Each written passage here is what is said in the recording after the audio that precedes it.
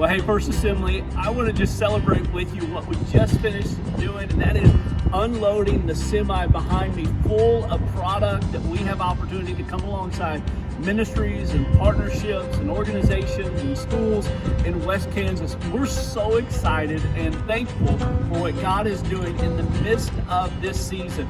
I love it because the truck behind me was sponsored and paid for by Speed the Light and youth departments and ministries all over the United States. The product is a partnership with ministries all over the world, and then now we're able to plant seeds right here in West Kansas, and we just say thank you. Thank you, Convoy of Hope. Thank you, Rural Compassion.